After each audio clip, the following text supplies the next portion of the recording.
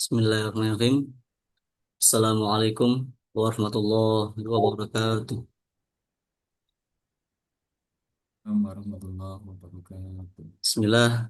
Alhamdulillah. Alhamdulillahirabbil alamin. Wa bihi nasta'inu ala umuri dunya waddin. Wassalatu wassalamu ala asrofil anbiya'i wal mursalin wa ala alihi wa sahbihi ajma'in. Amma ba'd. اللهم صل على سيدنا محمد وعلى آل سيدنا محمد كما صليت على سيدنا إبراهيم وعلى آل سيدنا إبراهيم وبارك على سيدنا محمد وعلى آل سيدنا محمد كما باركت على سيدنا إبراهيم وعلى آل سيدنا إبراهيم في العالمين حميد مجيد رب اشرح لي صدري ويسر لي أمري واحلل عقدة من لساني يفقهوا قولي. Bismillah, Alhamdulillah, kita berjumpa kembali Bapak Ibu dalam kajian Rumah Hijrah Yayasan Al-Qalam Kota Cirebon. Pertama-tama marilah kita panjatkan puji syukur kehadirat Allah Subhanahu wa taala yang telah melimpahkan nikmatnya, karunia-Nya kepada kita, dan kita bisa diberikan kemudahan untuk belajar ya, menuntut ilmu dalam kajian rutin Yayasan Al-Qalam, yaitu kajian Rumah Hijrah. Kemudian salawat serta salam semoga selalu tercurahkan kepada junjungan kita Nabi Muhammad Sallallahu Alaihi Wasallam, pada keluarganya, sahabatnya. Semoga kita selaku umatnya diberikan kemudahan untuk mendapatkan syafaat melalui beliau kelak. Amin, amin ya rabbal alamin. Yang kami hormati Dewan Pembina, Pengawas dan Pengurus Yayasan Al-Qalam Kota Cirebon, yang sama-sama kami hormati, kita muliakan guru kita Bapak Ustadz Budi Manfaat, yang kami hormati Bapak Ibu peserta Rumah Hijrah, kajian Rumah Hijrah Yayasan Al-Qalam Kota Cirebon. Baik Bapak Ibu, kita langsung saja buka kajian kita pada malam hari ini dengan bersama-sama membaca basmalah. Bismillahirrahmanirrahim. Insya Allah dalam kurang lebih 1 jam ke depan kita akan membahas materi yang luar biasa, yaitu persiapan kita menyambut bulan suci Ramadan. Insya Allah tinggal menghitung hari, 90 harian gitu ya. Atau mungkin kalau bulan kita bisa dihitung kurang lebih 3 bulan lagi. Insya Allah kita akan bersama-sama menyambut dari jauh-jauh hari. Semoga apa yang kita lakukan diberikan kemudahan untuk berjumpa dengan bulan suci Ramadan. Amin, amin ya rabbal alamin. Baik, kita langsung masuk ke materinya. Pada yang pertama, Bapak Ustadz Budi Manfaat, kami persilahkan. Baik, terima kasih Mas Adit. Assalamualaikum warahmatullahi wabarakatuh. Waalaikumsalam warahmatullahi wabarakatuh. Waalaikumsalam warahmatullahi wabarakatuh. Bismillahirrahmanirrahim. Alhamdulillahilladzi la tatimmus solihatu illa bih. Wassallallahu ala sayyidina wa Muhammadin wa ala alihi wa sahbihi. Qala Allah ta'ala fil Qur'anil Karim. A'udzu billahi minasyaitonir rajim. Ya ayyuhalladzina amanu kutiba alaikumus syiyam kama kutiba alal ladzina min qablikum la'allakum tattaqun. Alhamdulillah, malam hari ini kita kembali dipertemukan oleh Allah di sebuah kajian ilmu ya. Dan sungguh ini adalah sebuah kesempatan yang sangat berharga. Ya.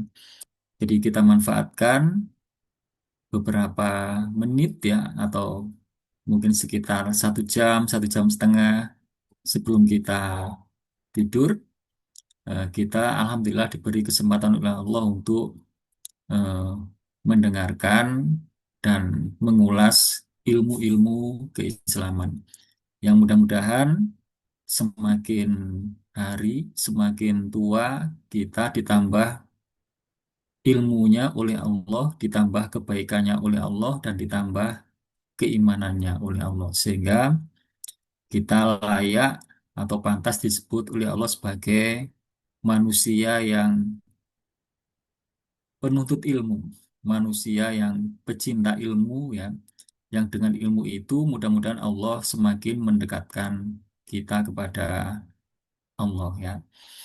Saya mohon izin Mas Adit share slide ya. Saya saat tadi sempat membuat slide tapi singkat ya. Jadi beberapa slide saja, tapi nanti insya Allah kita akan banyak berdiskusi ya. Sehingga dengan melalui diskusi itu kita akan eh, semakin memahaminya ya. Saya diberi amanah oleh Mas Adit ya.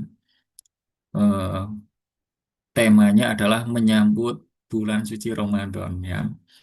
Mungkin sebagian orang eh, merasa masih jauh ya, 90 harian ya, atau 3 bulanan ya. Tetapi kalau ini sudah kita bicarakan 3 bulan sebelum, menurut saya ini luar biasa ya. Dan mudah-mudahan itu menunjukkan atau menandai bahwa kita begitu perhatian, begitu merindukan ya, begitu menunggu-nunggu ya. Dan mudah-mudahan itu adalah bentuk kita senang, bentuk kita cinta akan hadirnya bulan Ramadan. Karena begitu kita betul-betul mencintainya, merindukannya, insya Allah kita akan dipertemukan dan diberi kekuatan oleh Allah untuk mengisi Ramadan itu sebaik-baiknya ya. Jadi 90 hari mungkin bisa tampak lama, tetapi juga mungkin bisa terasa sebentar ya. Saya ingin menampilkan ini dulu ya. Jadi ini adalah siklus bulan-bulan dalam kalender Hijriah ya. Jadi Muharram, Rabiul Akhir, Rabiul Awal, Jumadil Awal, Jumadil Akhir, Rajab, Sya'ban, Ramadan, Syawal, Dzulqa'dah, Dzulhijjah. Dan terus kembali lagi, muter lagi ke Muharram, Safar, dan seterusnya. Jadi kalau kita bicara waktu, sepertinya waktu itu berulang gitu ya. Jadi sepertinya. Tetapi hakikatnya waktu tidak berulang. Jadi waktu itu terus maju ke depan. Jadi Ramadan yang akan datang itu berbeda dengan Ramadan yang kemarin. Ya, jadi Jumat depan itu juga tidak akan sama dengan Jumat yang kemarin. Malam ini juga tidak sama dengan malam yang kemarin. Meskipun itu tampaknya seperti muter lagi begitu ya. Jam 6, 7, 8, 9, nanti jam 6 lagi, jam 7 lagi, dan seterusnya. Tapi jam 7 malam ini tidak sama dengan jam 7 malam kemarin. Ya. Artinya waktu itu yang sepertinya siklus berulang begitu, tetapi sebenarnya dia tidak berulang karena waktu yang sudah terlewati itu dia tidak akan pernah kembali lagi. Ya. Berarti waktu itu sebenarnya tidak muter begini, tapi dia eh, lurus ya. Dia lurus dan waktu yang sudah terlewat dia sudah tidak bisa kita lalui kembali. Maka melihat waktu yang begitu berharga ya. Jadi ternyata malam ini pasti spesial, berbeda sekali dengan malam yang kemarin. Ramadan besok juga pasti spesial, berbeda dengan Ramadan yang kemarin. Maka melihat itu em, mudah-mudahan kita semakin menghargai waktu ya. Dan begitu pentingnya waktu hingga di dalam Al-Quran itu Allah beberapa kali bersumpah atas nama waktu ya. Wal asri demi waktu asar, wad duha demi waktu duha, wal laili demi malam, wan nahari demi siang. wasubhi wal fajri. Jadi begitu sering Allah bersumpah menggunakan menyebut waktu, ya, menyebut ciptaannya, salah satu ciptaannya yaitu waktu. Yang itu menunjukkan bahwa begitu berartinya waktu, ya. Begitu banyak orang yang melalaikannya, begitu banyak orang yang eh, lupa, ya. Jadi tahu-tahu sudah tua begitu, ya. Jadi maka Allah beberapa kali mengingatkan melalui sumpah-sumpah di dalam Al-Quran itu menggunakan waktu yang harapannya yang salah satu pesannya adalah supaya kita betul-betul memperhatikan waktu. Dan 90 hari menjelang, tidak 90 hari persis ya, tapi 90-an hari menjelang Ramadan, kita sudah membicarakan Ramadan, ya. Mudah-mudahan itu adalah karena kita memang ingin betul-betul menyiapkannya, ya. Apa yang harus kita siapin nih, ya. Jadi supaya nanti Ramadan besok betul-betul spesial, betul-betul kita bisa mengisinya dengan baik, meningkat dari Ramadan yang kemarin. Saya ingin eh, menyajikan ini dulu, ya. Jadi baginda Rasulullah Shallallahu Alaihi Wasallam mengajarkan doa-doa, ya. Jadi menyambut atau sebelum Ramadan itu tiba, Rasulullah itu biasa berdoa. Yang itu berarti Rasulullah itu begitu melihat Ramadan itu adalah kesempatan yang agung, kesempatan yang mulia, dan mengajarkan kepada para sahabatnya untuk eh, eh, juga menyambutnya dengan betul-betul persiapan yang sangat matang. Dan ini adalah bagian dari doa yang biasa dipanjatkan oleh Rasulullah, ya. Allahumma salimni li Ramadana wasallim Ramadana li wasallimhu minni mutakobbalan. Ya Allah, berilah keselamatan kepadaku untuk menghadapi Ramadan. Dan berilah kesetaraan Ramadan untukku dan terimalah ibadah Ramadan dariku. Jadi ini yang dicontohkan oleh Rasulullah salah satunya dan kita perlu mengikutinya. Kita wajib, ya, merasa wajib untuk mengikutinya. Yang mudah-mudahan Allah menyampaikan kita, jadi usia kita disampaikan oleh Allah sampai menyambut atau memasuki Ramadan, ya. Jadi dan mudah-mudahan Ramadan eh, jadi bukan hanya kita yang mudah-mudahan diselamatkan sampai Ramadan, tetapi juga Ramadan itu kemudian diselamatkan, disampaikan ke kita, gitu ya. Jadi sehingga antara Ramadan dan kita itu saling menuju, ya. Jadi kita disampaikan oleh Allah untuk menuju ke Ramadan dan Ramadan disampaikan oleh Allah untuk menuju ke kita. Jadi sama-sama saling menuju, bertemu sehingga kita dan Ramadan itu eh, dipertemukan oleh Allah, ya.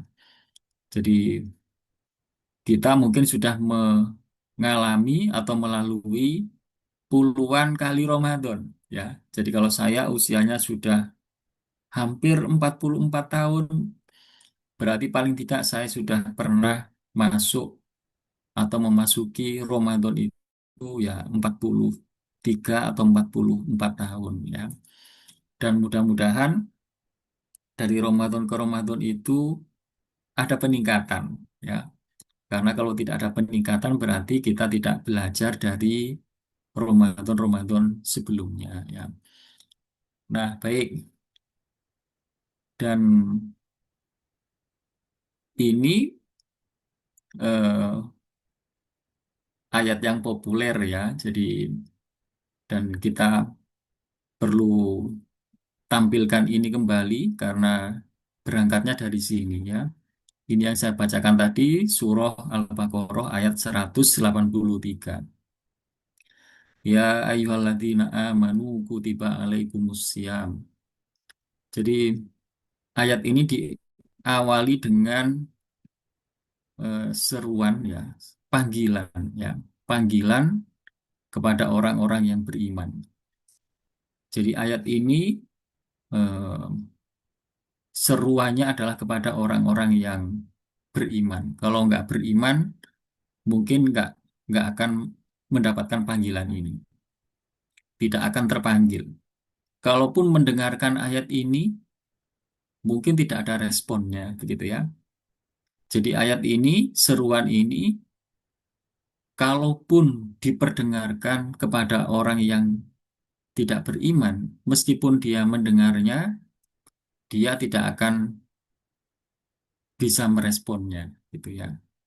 Jadi dia akan mengabaikannya, karena ini hanya bisa direspon, hanya bisa dieksekusi, ya, bisa dilakukan oleh orang-orang yang memang betul-betul beriman, ya. Jadi dan mudah-mudahan kita adalah termasuk di dalamnya, yaitu orang yang betul-betul beriman.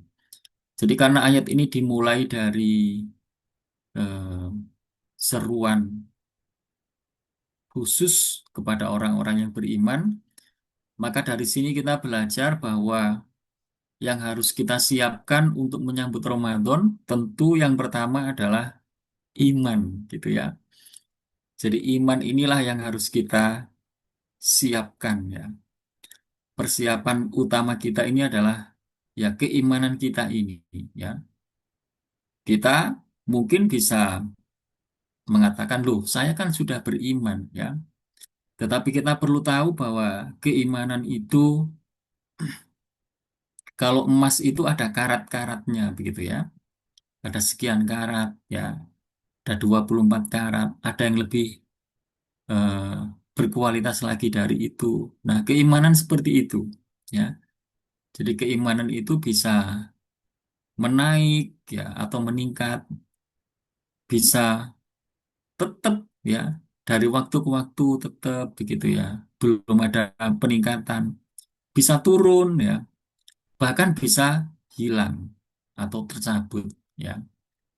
Jadi keimanan itu kita tidak boleh eh, terlalu eh, kita tidak boleh sombong bahwa oh saya sudah beriman ya aman, tidak bisa begitu ya, karena keimanan itu dari waktu ke waktu diuji ya, sehingga dia bisa menguat ya, dia bisa tetap stagnan, dia bisa menurun ya, secara umum adalah naik turun ya. Jadi keimanan itu bisa menaik, bisa menurun seiring dengan eh, ketaatan kita. Jadi kalau kita semakin taat, ya. Jadi kalau ketaatan kita meningkat, itu eh, tanda karena sedang meningkat. Ya. Ya bisa menurun, bahkan bisa lenyap gitu ya. Jadi naudzubillah ya. Jangan sampai kemudian Allah mencabut keimanan kita. Sehingga perjuangan kita setiap hari, setiap saat itu adalah yang memperjuangkan keimanan ini gitu ya. Jadi dengan berbagai cara, ya, dengan menambah ilmu, dengan berkumpul dengan orang-orang yang soleh, ya, itu adalah cara-cara kita, pendekatan-pendekatan kita supaya Allah menjaga keimanan kita. Ya. Bersama orang-orang yang beriman, bersama orang-orang yang soleh, bersama orang-orang yang naik satu atap di majelis ilmu, ilmu-ilmu keislaman, ya, maka itu adalah cara-cara atau pendekatan-pendekatan atau ikhtiar-ikhtiar kita supaya Allah menjaga keimanan kita ya. Jadi ya ayyuhalladzina amanu ya. Jadi mudah-mudahan dengan iman yang ada di dalam dada kita itu kemudian kita bisa merespon seruannya, seruan Allah ya.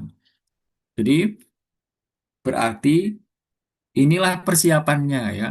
Jadi persiapan menyambut bulan Ramadan tentu yang pertama adalah ya keimanan kita itu ya, yang mudah-mudahan semakin hari semakin meningkat ya, semakin yakin, semakin mengenal Allah, semakin memahami Allah dan seterusnya. Nah, jadi dan kalau lihat ujung ayatnya ya ternyata kita ini diseru untuk berpuasa itu adalah la'allakum tattaqun ya, supaya kita ini menjadi orang yang bertakwa ya. Jadi tentang takwa itu maknanya banyak. Jadi di antara makna takwa itu adalah takut ya. Orang yang bertakwa itu dia punya rasa takut ya. Yang dimaksud takut ini adalah eh, takut kepada Allah ya. Jadi dia punya rasa takut kepada Allah. Apa ada orang yang nggak punya rasa takut kepada Allah? Ya, mungkin dia tidak mengatakan terang-terangan, saya tidak takut kepada Allah. Tetapi dengan mengabaikan perintah-perintah Allah itu adalah di antara tanda bahwa dia tidak takut kepada Allah. Ya, tidak takut bahwa Allah itu eh, pedih siksanya. Tidak takut bahwa Allah itu teliti pemeriksaannya.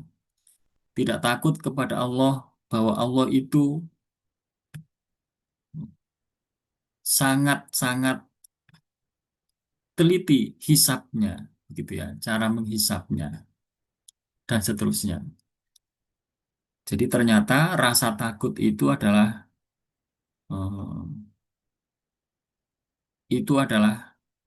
sangat penting, gitu ya. Saking pentingnya rasa takut itu, ya, maka kemudian Allah menghadirkan syariatnya adalah berupa puasa ini, ya. Yang dengan puasa itu kemudian nanti lalu terbentuk di dalam diri kita itu menjadi manusia yang punya rasa takut ya. Begitu bahayanya orang yang nggak punya rasa takut ya. Jadi kalau orang sudah nggak punya rasa takut ya, maka kalau di dunia kerja mungkin dia akan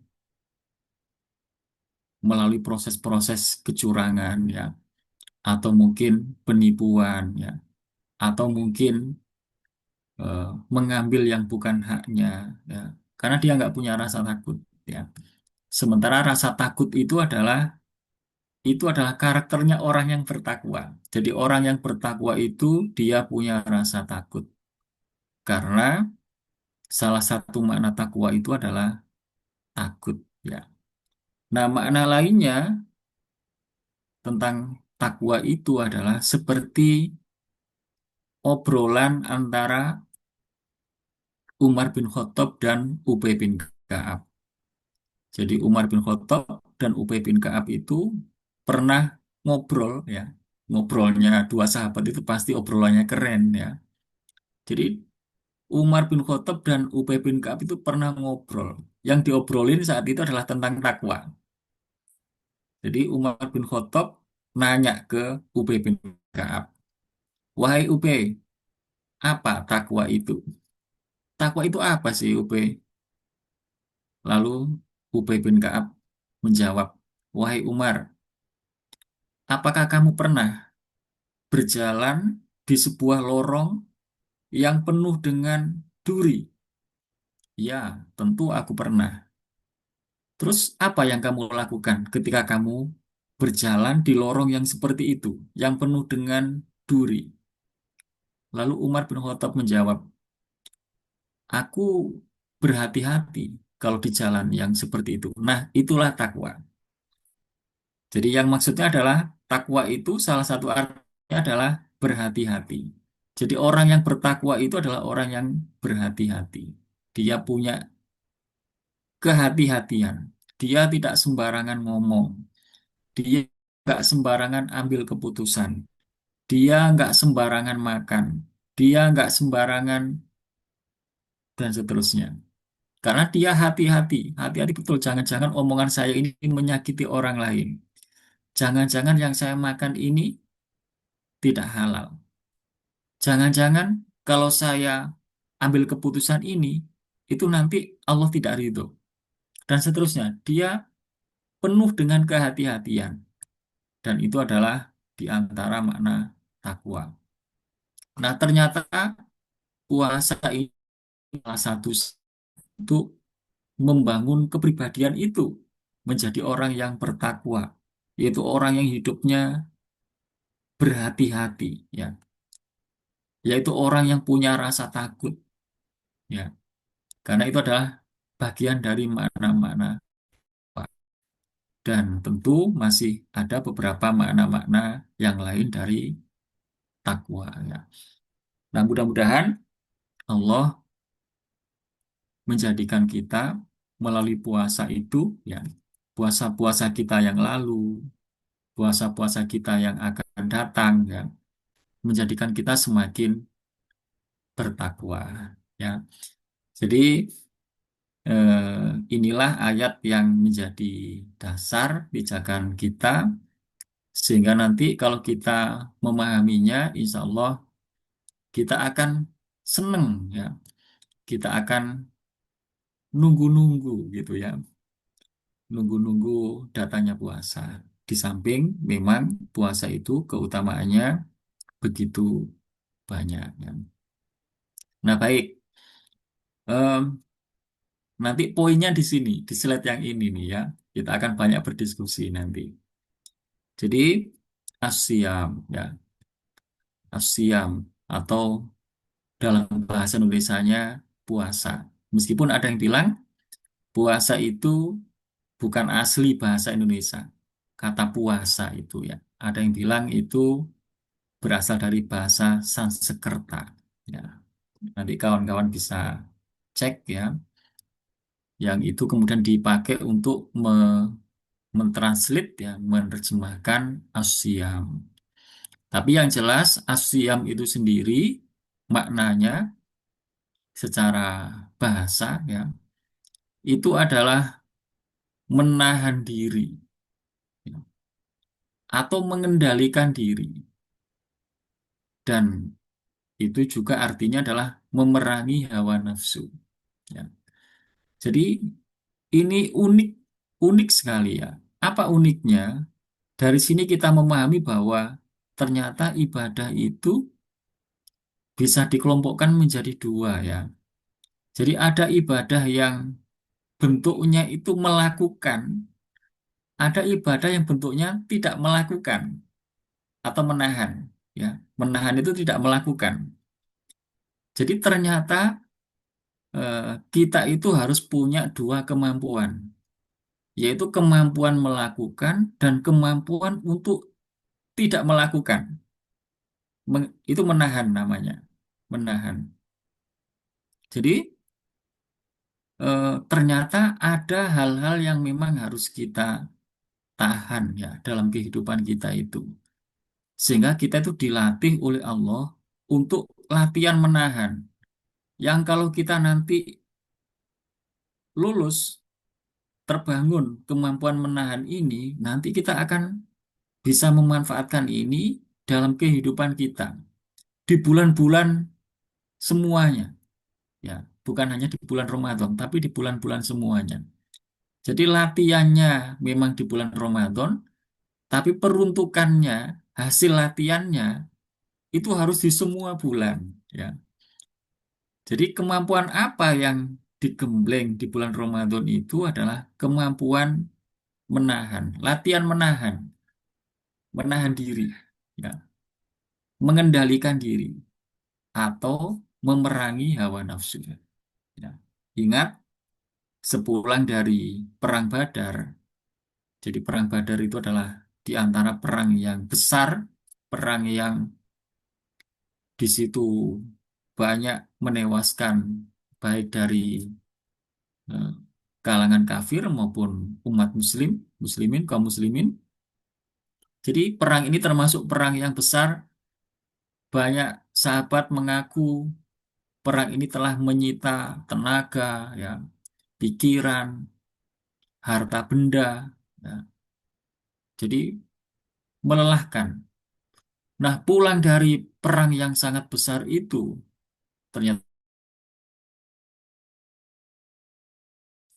rojaktum minal jihadil asgor. Kamu sekalian, kalian semuanya telah selesai dari jihad kecil ila jihadil akbar. Dan kita akan menuju pada peperangan atau jihad yang lebih besar lagi. Mendengar ini sahabat terheran-heran. Terheran-heran karena perang perang yang baru dilalui saja itu sudah perang yang dirasa sangat besar, melelahkan. Tapi baginda Rasulullah bilang ini adalah perang kecil dan kita akan menuju pada perang yang lebih besar. Ya. Fakila wa ma jihadul akbar ya Rasulullah. Jadi para sahabat lalu bertanya, wahai Rasulullah, apa jihad yang lebih besar itu yang dimaksud? Fakola jihadun nafsi, yaitu perang atau memerangi hawa nafsu. Jadi ternyata perang yang besar itu bukan perang keluar, tapi adalah perang ke dalam. Bukan memerangi orang lain, tapi adalah memerangi yang ada dalam diri kita sendiri. Ya. Nah, dari sinilah nanti kita akan berdiskusi. Ya, memang apa yang ada di dalam diri kita itu ada apanya yang harus diperangi. Ya, apa yang harus diperangi dalam diri kita itu. Ya, sehingga kok kata Rasulullah ini jauh lebih sulit, ini jauh lebih besar dan mungkin banyak orang tidak lulus dengan perang ini, banyak orang nggak menang dengan perang ini, ya. Sehingga Rasulullah begitu perhatiannya supaya para sahabat itu oh, memperhatikan yang ada dalam dirinya sendiri yang harus diperangi, ya. Jadi supaya sahabat nggak lupa bahwa ada perang yang lebih dekat, tapi itu lebih sulit dan lebih besar. Ya. Nah, jadi jihadun nafsi, memerangi hawa nafsu. Ya. Nah, em, maka dari sini kita harus mengenali bahwa em, ini kita harus mengenali diri kita sendiri. Memang ada apa sih dalam diri kita itu ya? Nah, berarti kita harus bisa mengenali diri kita. Diri kita itu siapa sih ya? Jadi identitas kita ini siapa sih? Memang kita ini ada apa aja sih ya? Ya ada fisiknya, ya ada jasmaninya, ada ruhaninya. Nah, sebagian besar orang ketika menyebut atau memperkenalkan dirinya itu terlalu sederhana gitu ya. Jadi coba kalau di kartu identitas itu hanya menyebut nama, alamat, tanggal lahir, terus apa lagi ya, status, foto, tanda tangan, ya. Jadi itu kita sebut sebagai kartu identitas pengenal. Jadi kartu pengenal diri yang itu artinya ya diri kita itu ya itu gitu ya. Tapi apakah hanya itu yang kita kenali? Jadi kalau kita memperkenalkan diri kepada orang lain, ya mungkin cukup itu ya. Tetapi apakah diri kita itu hanya tentang itu? Jadi hanya berisi nama, alamat, status, foto kita itu berarti fisik kita ini ya, jasmani kita ini. Nah, disinilah kita perlu betul-betul mengenal diri kita ya. Jadi diri kita ini yang sesungguhnya itu siapa sih? Ada apanya aja sih diri kita itu ya. Sehingga lalu kita mengenal, oh diri kita ini ada unsur jasmaninya, ada unsur rohaninya. Diri kita ini ada di dalam tubuh kita ini ada kolbu. Di dalam tubuh kita ini ada ruh, begitu ya. Meskipun nanti penjelasannya mungkin di sesi yang lain ya. Tapi yang jelas eh, di dalam diri kita ada sesuatu yang harus kita perangi, ya, harus kita perangi. Nah, malam hari ini saya ingin mengulas ada empat, ya, ada empat hal yang perlu kita perangi dalam dalam diri kita itu, ya. Dan ini latihannya salah satunya melalui puasa itu nanti, ya. Jadi ujung-ujungnya nanti kita akan memahami, oh, puasa itu memang eh, hakikatnya adalah untuk mengendalikan diri, gitu ya, mengendalikan diri. Nah, sehingga kita perlu mengenali apa sih yang perlu kita perangi dalam dalam diri kita, gitu ya, dalam diri kita. Jadi kita perlu mengenali bahwa di dalam diri kita itu ada nafsu amarah, begitu ya, ada nafsu amarah. Jadi nafsu amarah itu adalah dorongan yang menggebu-gebu, ya, dorongan yang menggebu-gebu, nafsu amarah, ya, dorongan yang menggebu-gebu.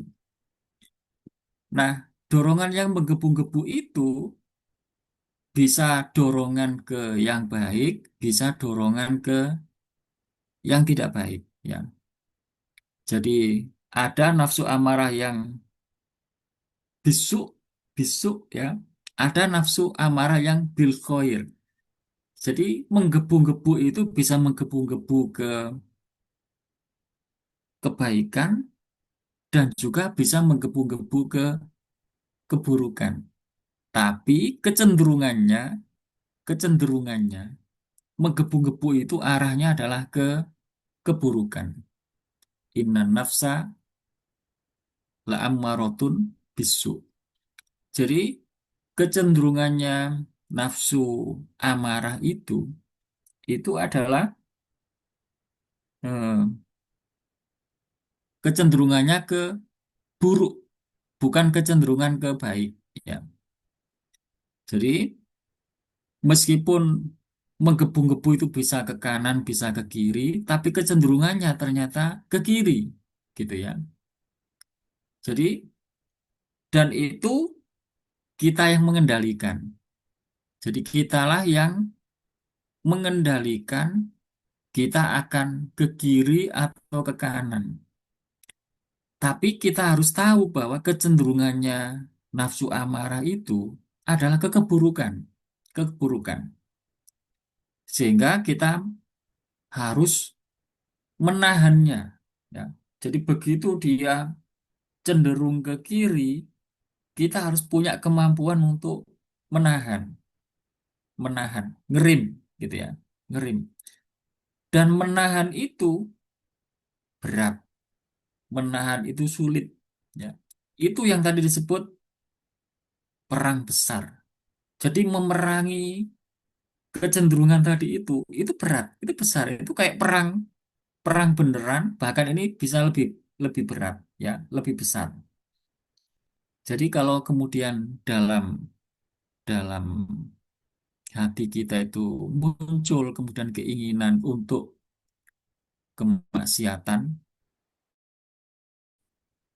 itu mungkin alihkannya atau menahannya, kita perlu pendekatan gimana saya nggak terjerumus ke situ, supaya saya lupa dengan eh, jalan-jalan yang begitu, misalnya begitu. Karena kalau kita nggak begitu, kita turuti saja begitu, mengalir begitu. Kalau kita mengalir, maka ketahuilah bahwa kecenderungan nafsu amarah itu dia akan cenderung mengalirnya ke kiri, ya, mengarah ke bisu, la ammarotun bisu, ya. Jadi kalau kita biarkan saja, nggak kita kendalikan, dia akan mengalir ke kiri, ya. Sehingga berarti perlu kita kendalikan, kita tahan. Nah, menahan ini tidak mudah, ya. Menahan keinginan untuk ke kiri itu kita tahan, tidak mudah. Ngomongnya sih mudah ngomongnya, ya. Tetapi itu tidak mudah. Ini yang kita sedang sebagai melawan nafsu. Jadi punya nafsu ke kiri, kita perangi. Kita perangi ini banyak macamnya, senjatanya banyak. Atau pendekatan-pendekatannya mungkin tidak satu. Gimana ya saya caranya supaya nggak tergelincir ke hal-hal yang tidak baik.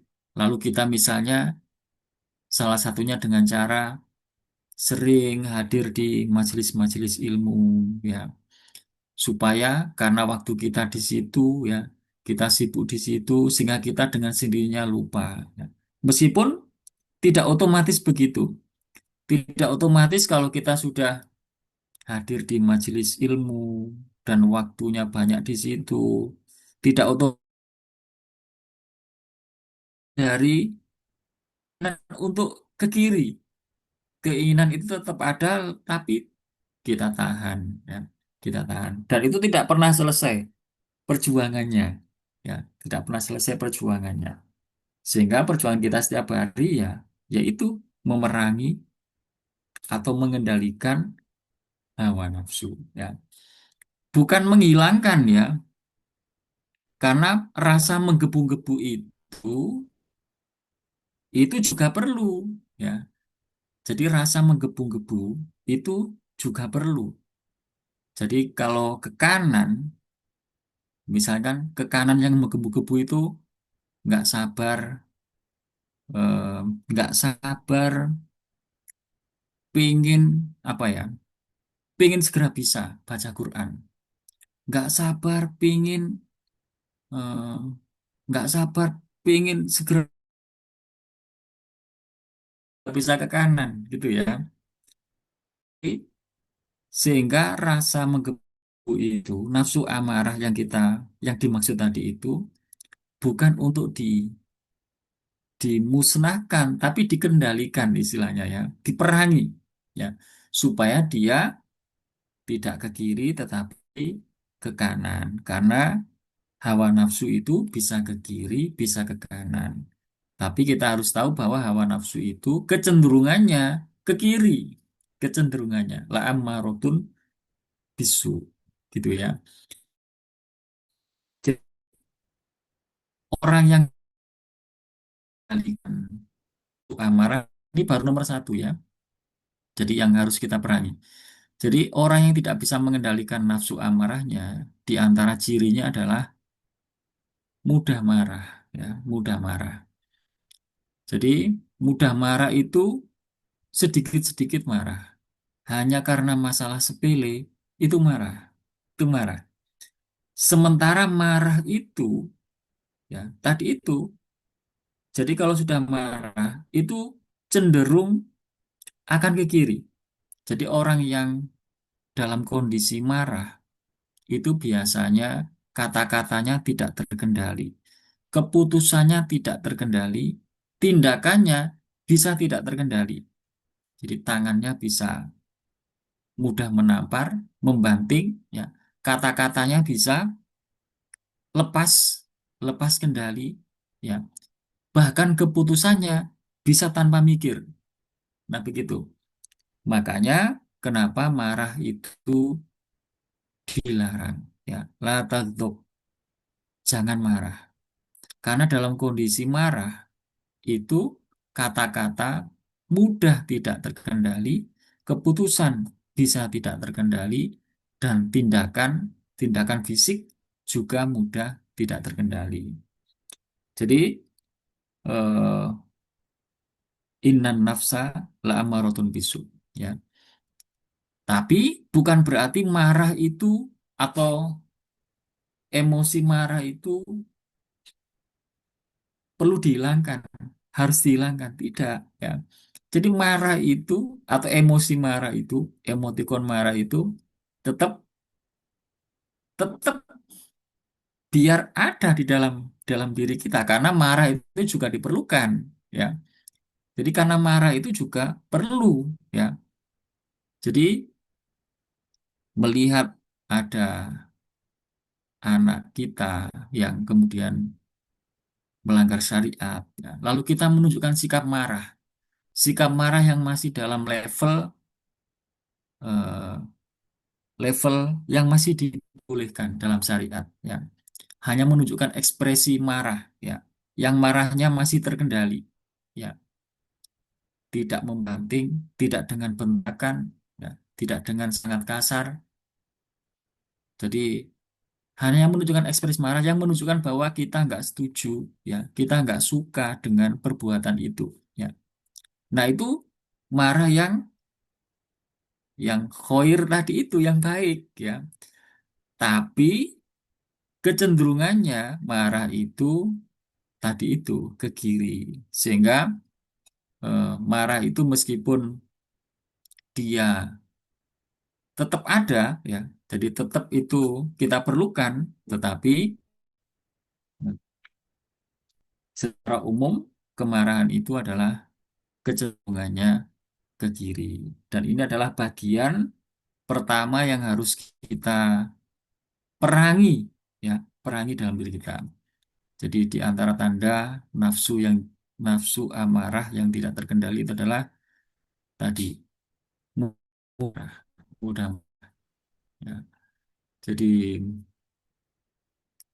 em, kalau di jalan contohnya adalah hanya karena mobil kita terserempet atau kena baret sedikit ya, lalu muncul kata-kata yang bahkan bisa berantem. Jadi mobilnya yang baret tapi hatinya yang terluka gitu ya.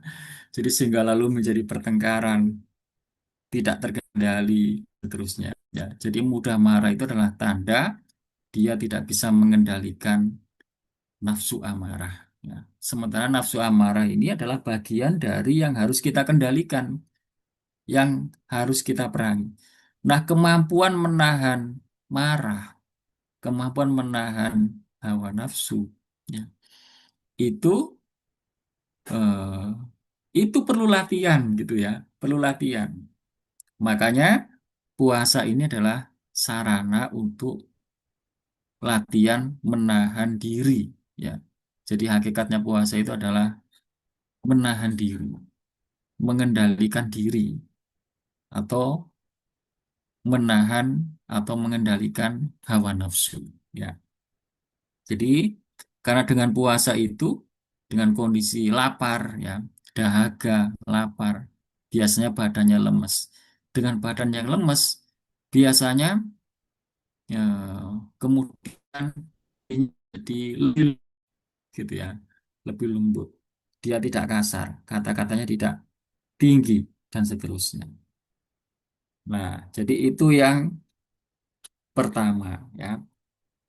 Jadi bagian dari yang harus kita perangi. Nah, yang kedua termasuk yang harus kita perangi dalam diri kita itu atau yang harus kita tahan ya. Yang harus kita tahan dalam diri kita itu adalah nafsu birahi ya. Nafsu birahi itu bahasa lainnya kalau dalam bahasa Jawa itu berai, berai ya. Berai itu berhias, berhias diri luar ya, berhias diri luar, bukan berhias diri dalam ya, berhias diri luar. Jadi kecenderungan orang itu, kecenderungan diri kita itu adalah punya kecenderungan berhias diri luar. Berhias diri luar itu kalau perempuan gimana supaya kelihatan atau tampil cantik gitu ya, menarik dan seterusnya. Itu kalau perempuan mungkin ya. Kalau laki-laki mungkin bukan fisiknya, tapi gimana supaya tampil misalnya mewah, sehingga kemudian melalui kendaraan, melalui mungkin eh, rumah dan seterusnya ya. Itu termasuk berhias diri luar ya. Jadi kecenderungan kita manusia itu salah satunya mempunyai kecenderungan untuk berhias diri luar ya. Jadi ada dua kecenderungan yaitu berhias diri luar dan berhias diri dalam. Berhias diri dalam itu ya memperindah diri bagian dalam kita ya, kolbunya ya, pikirannya ya. Jadi ilmunya, perilakunya, akhlaknya, kepribadiannya itu berhias diri dalam ya, berhias diri dalam. Nah, kita itu punya sama kayak tadi, dua kecenderungan ya. Jadi bisu bil khair. Jadi kita itu punya kecenderungan berhias diri dalam, juga punya kecenderungan berhias diri luar. Dua-duanya penting, tapi yang jauh lebih penting itu adalah berhias diri dalam, ya. Jadi bukan berarti kecenderungan berhias diri luar itu dimudahkan, tidak, kendalikan istilahnya, dikendalikan. Jadi tetap berhias diri luar, tetapi tidak kemudian berhias diri luar itu melupakan berhias diri dalam. Ya, jadi kalau berhias diri luar dan dalam ini mungkin istilah populernya adalah ada istilah inner beauty, adalah apa? I- Oh ya, outer beauty ya. Jadi dua-duanya ya tetap berjalan ya. Tidak berarti lalu kita kemudian mengabaikan sampai 0% kita sama sekali tidak berhias di luar, tidak. Ya. Jadi tetap karena kita tetap menjadi manusia ya. Jadi maka dua kecenderungan itu istilahnya ya. Jadi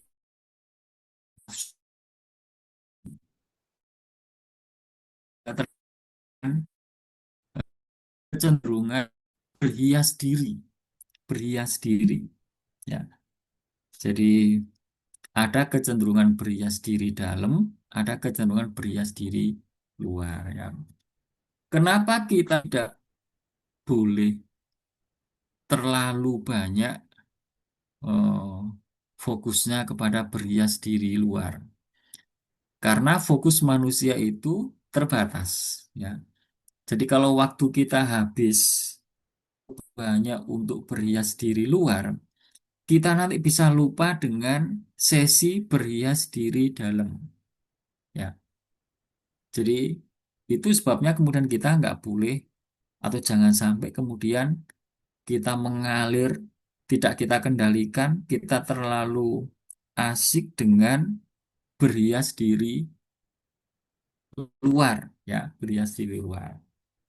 Nah, dalam konsep Islam itu eh, kita mengenal ada yang disebut dengan zuhud, ya, zuhud, ya. Jadi zuhud itu orang yang zuhud itu tidak berarti dia tidak berhias diri luar, ya, tapi dia fokus atau banyak fokusnya pada berhias diri dalam. Nah, dia tetap berhias diri luar, ya tetap eh, perlu rumah, perlu kendaraan, ya, perlu pakaian, dan seterusnya. Tetapi em, itu sewajarnya, ya, bukan fokus utama, ya, bukan fokus utama. Jadi dia menjadikan itu hanya sebagai eh, sarana semuanya dalam rangka untuk eh, apa berhias diri dalam gitu ya. Nah, ini yang kedua yaitu kita perlu atau harus punya kemampuan untuk mengendalikan eh, birahi ya. Jadi kecenderungan untuk atau kecenderungan dalam berhias diri ya, berhias diri. Nah, di era kini mungkin ini em, relevan ya. Jadi banyak kemudian orang eh, apa banyak fokus ke hal-hal yang itu mendukung penampilan diri luarnya ya. Tetapi kemudian em, apa lupa dengan hal-hal yang bisa mendukung penampilan diri dalamnya ya. Jadi kalau seperti itu berarti eh, dia tidak bisa mengendalikan birahinya gitu ya. Baik, yang ketiga ya, yang ketiga bagian dari yang harus kita perangi ya atau kita kendalikan itu adalah kita memerangi sifat merasa lebih baik ya. Jadi jadi ternyata dalam diri kita itu harus kita perangi ya, yang perlu kita perangi ya. Jadi ternyata setiap hari dalam kehidupan kita itu tiap hari itu perang sebenarnya. Jadi tiap hari itu kita harus perang dan itu dalam diri ya. Dan yakinlah kalau kita fokus perang keluar, kita akan lupa perang ke dalam. Kita fokus perang keluar itu gimana? Di luar itu banyak hal yang bisa kita kritikkan. Di luar itu banyak hal yang menarik untuk kita komentari. Di luar itu banyak hal yang kita bisa ikut campur. Ya. Kita bisa ikut bermain dan seterusnya. Jadi kalau kita waktunya habis untuk komentar, menghujat, mengkritik, ya, jadi fokus fokus keluar, fokusnya ke orang lain, ya, fokusnya ke dunia luar. Ya. Habis waktu kita, hampir-hampir kita tidak akan pernah punya waktu untuk oh, ke dalam. Jadi kita perangnya hanya keluar. Jadi kita lalu lupa perang ke dalam. Kita lupa bahwa di dalam diri kita itu juga banyak hal yang perlu kita perangi dan justru ini lebih berat, lebih sulit memerangi diri sendiri yang ada dalam diri kita. Ya, jadi bahkan lebih-lebih kalau ternyata kita justru nggak tahu bahwa di dalam diri kita itu ternyata ada yang harus kita perangi. Nah, ini akan lebih berat lagi ya.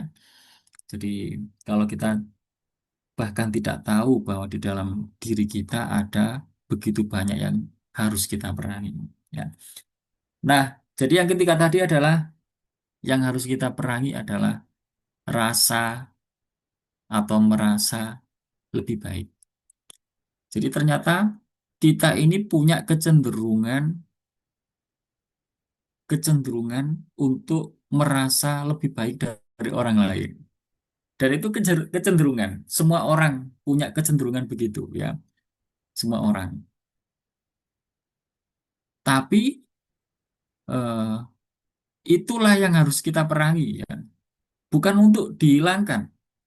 Jadi sifat merasa lebih baik itu biar tetap ada dalam diri kita karena kecenderungannya sama. Ada yang ke kanan, ada yang ke kiri.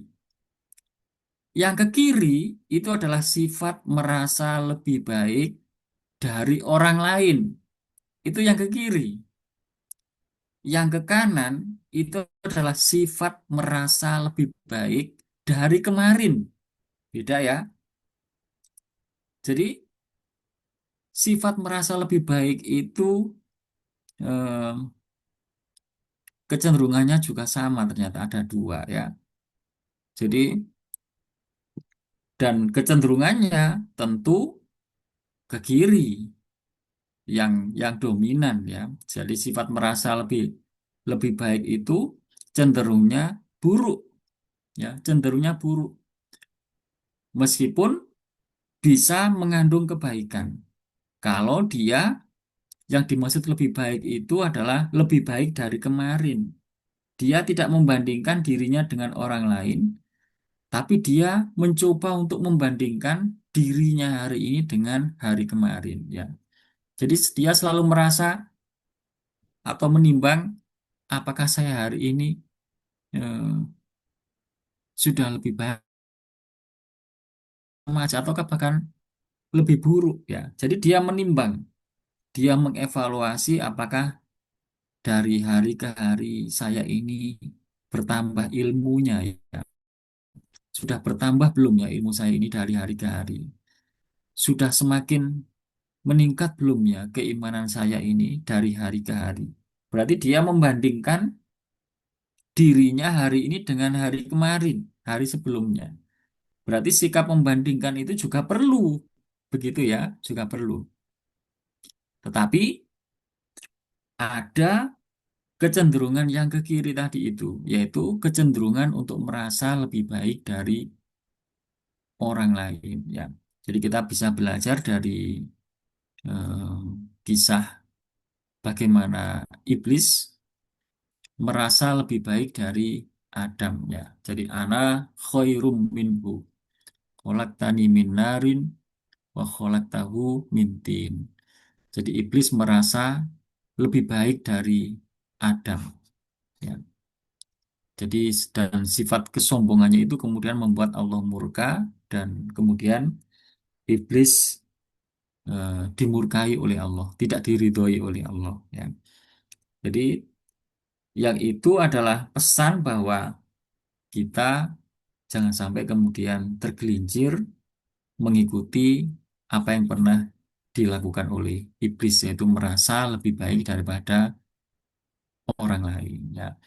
Jadi ternyata eh, dalam diri kita itu ada kecenderungan begitu dan itu ya setiap hari bisa muncul, setiap saat bisa timbul, bisa terbersit di dalam diri kita, ya.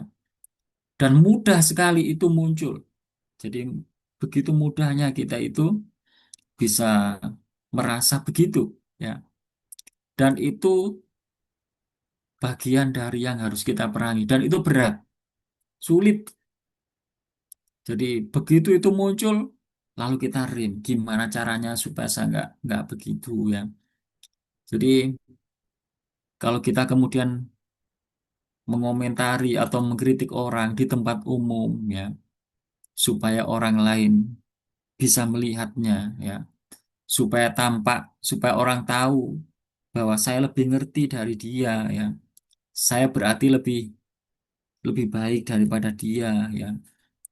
Jadi sifat-sifat itu mudah muncul, gitu ya. Dan itu setiap hari bisa bisa mengganggu kita, menggoda kita, supaya kita tergelincir ke situ, ya. Dan itu bagian dari yang harus kita perangi, ya. Dan itu berat, ya. Yang harus kita tahan. Dan itu yang kemudian kita dilatih dalam bulan Ramadan itu, dilatih untuk menahan, ya. Jadi puasa itu kan latihan makan, makanya menahan berkata buruk, ya, menahan untuk tidak menyakiti orang, ya, menahan untuk tidak bergaul, ya, dan seterusnya.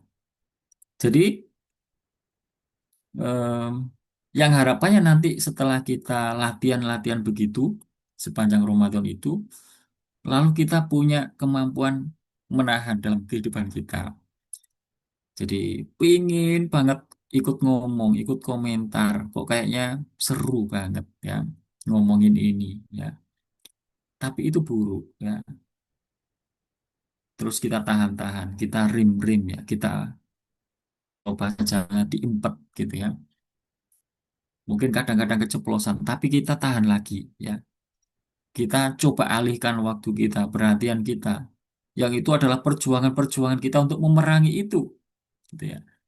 Nah, jadi ternyata untuk melawan hal-hal yang begitu butuh strategi, butuh alat, butuh pendekatan, seperti orang perang aja. Jadi ternyata perang melawan hawa nafsu itu sama, butuh begitu banyak senjata. Dan di antara senjata yang paling ampuh itu adalah melalui puasa itu ya. Jadi itu yang kemudian disebut asyamu junnatun. Jadi puasa itu perisai, begitu ya. Puasa itu tamengnya, tameng. Ya. Jadi yang dengan itu kemudian kita bisa tadi itu memerangi hawa nafsu ya.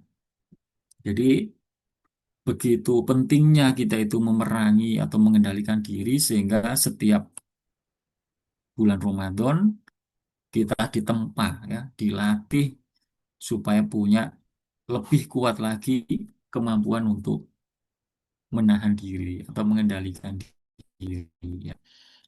Nah, itu yang ketiga. Yang keempat, bagian dari yang harus kita perangi itu adalah ego ya atau keakuan.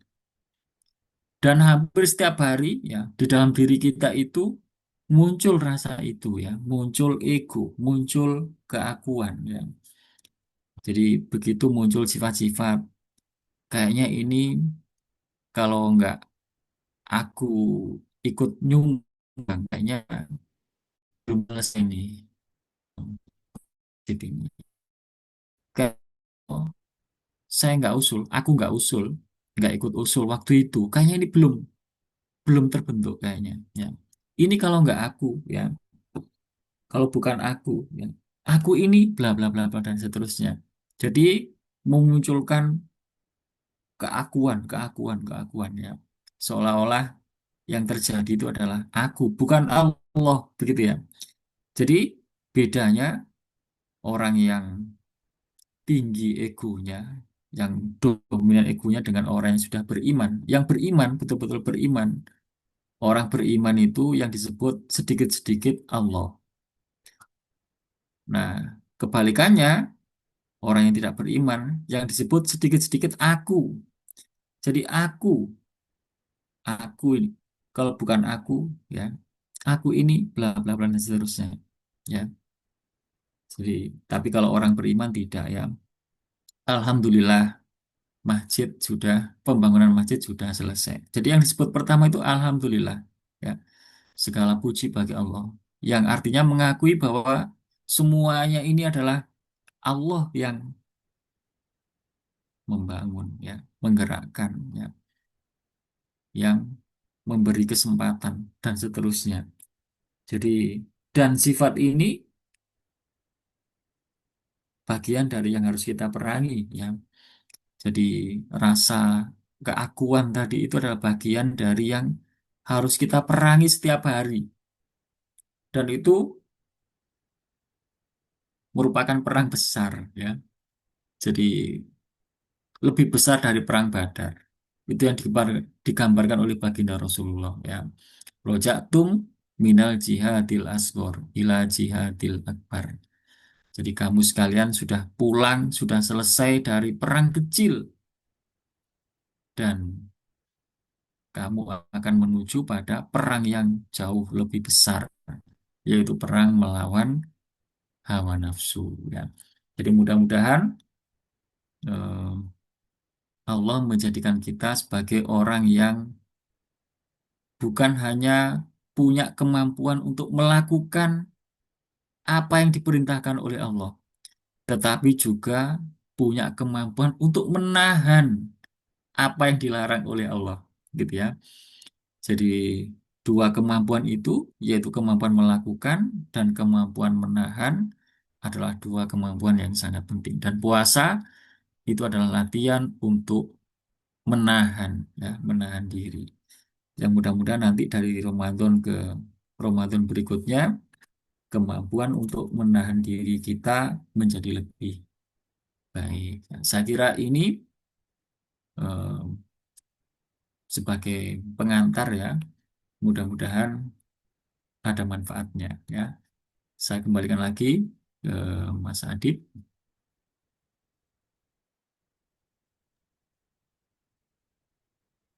Baik, terima kasih Pak Ustadz atas penjelasannya yang Masya Allah luar biasa ya. Intinya kita harus bisa menahan diri dari hawa nafsu seperti itu. Karena menahan diri atau memerangi hawa nafsu itu lebih besar daripada jihad di luar seperti itu. Jadi bukan perang di luar yang susah mungkin ya, tapi lebih susah lagi perang memerangi diri sendiri, hawa nafsu seperti itu. Baik, terima kasih. Kita lanjut ke sesi berikutnya yaitu diskusi dan tanya jawab. Seperti biasa, mangga Bapak Ibu jika ingin ada yang ingin disampaikan atau didiskusikan, ditanyakan, boleh bisa langsung tuliskan di kolom chat Zoom atau bisa juga menyampaikan langsung dengan mengaktifkan mikrofonnya. Mangga Bapak Ibu.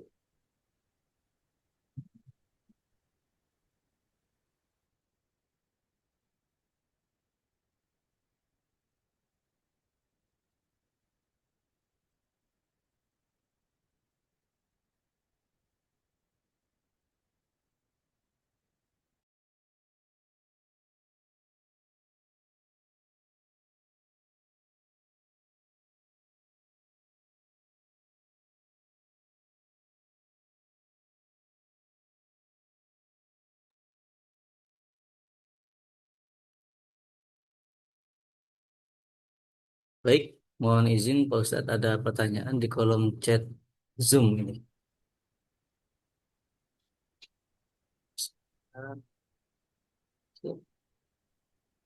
Assalamualaikum, izin bertanya Pak Ustadz.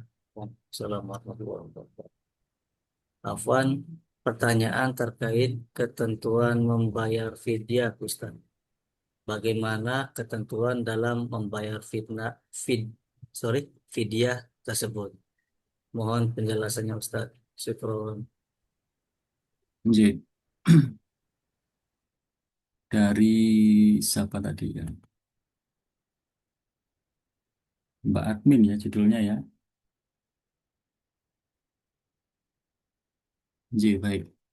Jadi ini konteksnya karena apa tadi? Karena sudah sepuh yang tidak memungkinkan untuk berpuasa dan atau sakit-sakitan yang tidak kunjung sembuh, ataukah karena misalnya hamil ya atau menyusui ya, mungkin konteksnya bisa bermacam-macam ya. Ini misalnya apa nih? Karena anu ya, karena hamil mungkin ya. Oh, karena sakit ya. Nah, sakit itu ada dua macam ya. Apakah sakit yang eh, ini usianya belum sepuh ya, belum tua ya, tapi kemudian mengalami sakit sakit di masa Ramadan itu sakit ya beberapa hari. Tapi sakitnya ini bukan sakit yang tidak kunjung sembuh sembuh. Misalnya hanya sakit yang hanya waktu itu ya, kemudian sembuh, sudah sehat ya. Tapi ada juga sakit yang menahun ya, sakit yang menahun sehingga tidak memungkinkan untuk bahkan Ramadan berikutnya pun tidak bisa berpuasa. Nah, yang seperti itu maka tidak wajib mengganti puasa ya, tetapi membayar eh, fidyah ya.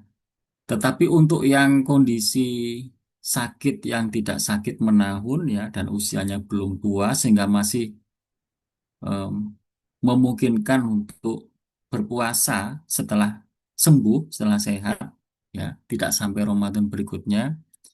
Nah, itu bukan membayar fidyah tapi nanti mengganti di hari lain ya, di bulan lain ya. Jadi setelah Ramadan selesai lalu mengkodok puasa ya, bukan membayar fidyah. Tapi kalau misalnya tidak puasa itu karena hamil atau menyusui ya. Jadi pas Ramadan itu pas hamil ya.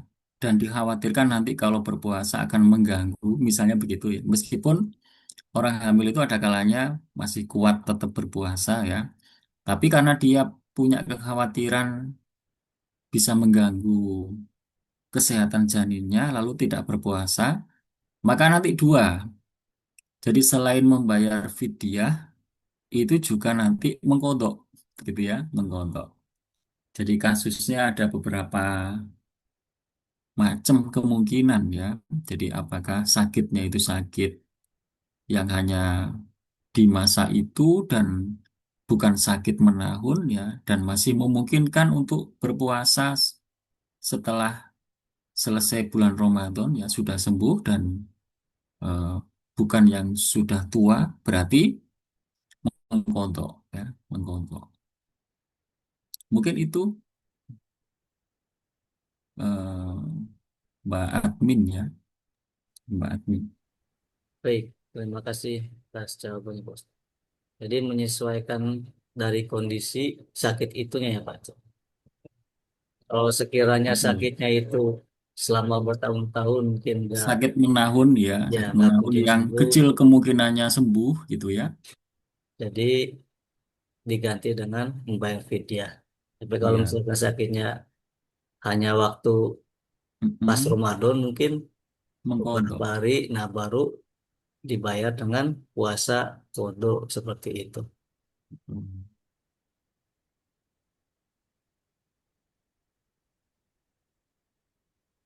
Baik, terima kasih. Mungkin kita buka satu penyanyi lagi. Barangkali ada yang ingin ditanyakan atau didiskusikan. Boleh Bapak Ibu sebelum ditutup.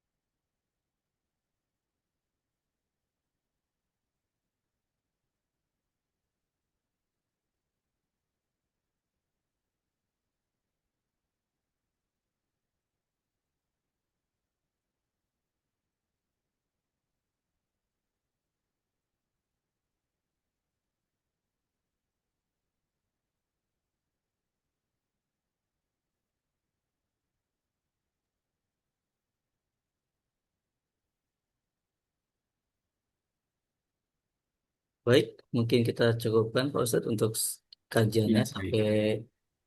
sekarang.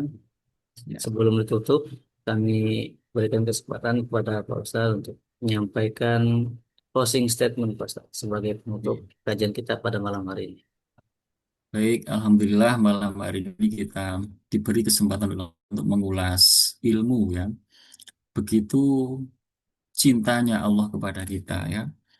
Sampai kemudian Allah menghadirkan eh, petunjuk ya melalui Al-Quran ya. Dan begitu Allah memanggil kita, menyeru kita, wahai orang-orang yang beriman. Begitu sayangnya Allah kepada kita. Yang itu artinya Allah menghendaki kita ini agar menjadi orang yang selamat gitu ya. Orang yang mendapatkan kebahagiaan yang sesungguhnya ya.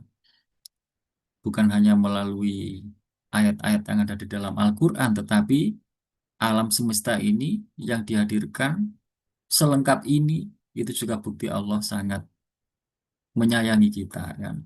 Dan mudah-mudahan Allah menjadikan kita sebagai orang atau manusia yang betul-betul mengenali Robnya ya. Betul-betul mengenali perintah-perintah dan larangan-larangan Robnya ya. Larangan Allah ya, perintah Allah. Sehingga kemudian kita dipertemukan nanti ya eh, dengan Rob kita ya. Jadi kita digolongkan oleh Allah sebagai atau dalam golongan orang-orang yang selamat, ya, orang-orang yang diridhoi oleh Allah. Jadi di antaranya melalui syariat puasa adalah bukti bahwa Allah begitu menyayangi kita, ya, supaya kita memiliki kemampuan menahan diri. Karena begitu kita tidak punya kemampuan menahan diri atau mengendalikan diri, kita akan mudah tergelincir. Kita akan mudah untuk keluar dari apa yang disyariatkan oleh Allah. Mudah-mudahan kajian kita malam hari ini semakin menambah ilmu kita, ya, menambah keimanan kita, ya, menambah amaliyah kebaikan-kebaikan kita, ya, sehingga kemudian Allah menggolongkan kita sebagai orang-orang yang mencintai ilmu, orang-orang yang betul-betul adalah merupakan em, makhluk pilihan, ya. Dan di dalam Al-Quran begitu banyak Allah menegaskan bahwa orang yang betul-betul selamat, benar-benar selamat, itu digambarkan jumlahnya sedikit, ya. Jadi kita lihat di dalam beberapa ayat di dalam Al-Quran, kedudukan orang-orang yang beriman dan beramal soleh itu seringkali terletak setelah illa, ya. Jadi kecuali orang-orang yang beriman dan beramal soleh. Yang itu menandai bahwa orang-orang yang betul-betul beriman dan beramal soleh itu jumlahnya tidak banyak. Dan mudah-mudahan kita termasuk orang yang tidak banyak itu, ya. Terima kasih atas perhatiannya. Ada kurangnya mohon maaf. Wassalamualaikum warahmatullahi wabarakatuh. Waalaikumsalam warahmatullahi wabarakatuh. Baik, terima kasih kami sampaikan kepada guru kita, Ustadz Budun Mu'ad, yang telah menyampaikan ilmu yang luar biasa. Semoga apa yang kita dapatkan pada malam hari ini bisa dimudahkan untuk mengimplementasikan di kehidupan sehari-hari. Amin, amin ya rabbal alamin. Terima kasih kepada Bapak Ibu peserta Rumah Hijrah, kajian Rumah Hijrah Yayasan Al-Qalam. Kita tutup bersama-sama dengan baca hamdalah dan doa kafaratul majelis. Alhamdulillahirabbil alamin. Subhanakallahumma wa bihamdik, asyhadu an la ilaha illa anta, astaghfiruka wa atubu ilaik. Mohon maaf bila ada kesalahan. Sampai berjumpa di kajian berikutnya. Kami akhiri. Wassalamualaikum warahmatullahi wabarakatuh. Waalaikumsalam warahmatullahi wabarakatuh. Terima kasih Bapak Ibu semuanya. Ibu, Mas Adit, terima kasih Mas Adit.